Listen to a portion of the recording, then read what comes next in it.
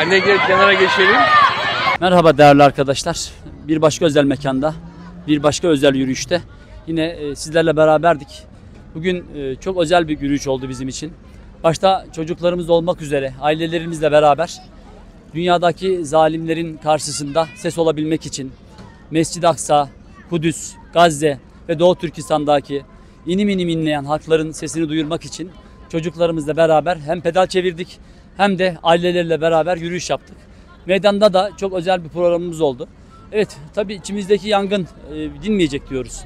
Mescid-i Aksa'daki fetih namazı kılmadan, evet, Doğu Türkistan dağlarında ezan sesi yükselmeden, Eritre, Mora'da İlahi Kelimetullah sancağı dalgalanmadan içimizdeki yangın sönmeyecek diyoruz.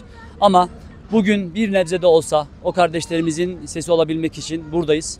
Evet, programda emeği geçen değerli kardeşlerimden Allah razı olsun.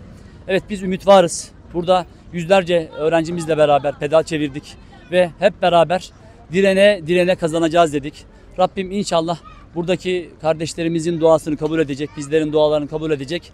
Özgür Filistin, özgür Türkistan diyoruz. Bugün burada bir farkındalık olması amacıyla toplandık. Bir farklılık olsun diye öğrencilerimize pedal çevirin dedik ve onlar da bisikletleriyle yoğun bir katılımla sağ olsun bugün bu etkinliğimizi gerçekleştirdiler. Bizim amacımız zulmü unutturmamak, sürekli akılda tutmak. Çünkü zulüm unutulduğu zaman asıl sorun o zaman başlıyor.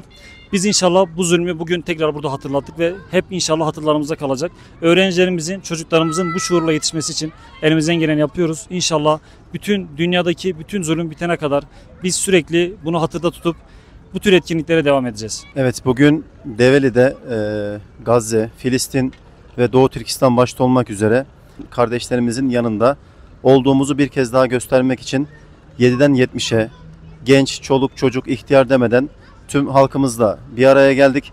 Öncelikle emeğe geçen arkadaşlarımıza teşekkür ediyoruz. Bu tür etkinliklerin heyecanımız bitmeyecek şekilde her daim devam etmesini temenni ediyoruz. Cenab-ı Hak emeğe geçen herkesten razı olsun. O kadar çok şey konuşuldu ki her şey konuşuldu. Artık diyoruz ki harekete geçme zamanı. İnşallah harekete geçmeyi Rabbim bizlere fırsat versin. Evet, selam ediyoruz bütün değerli gönül dostlarına.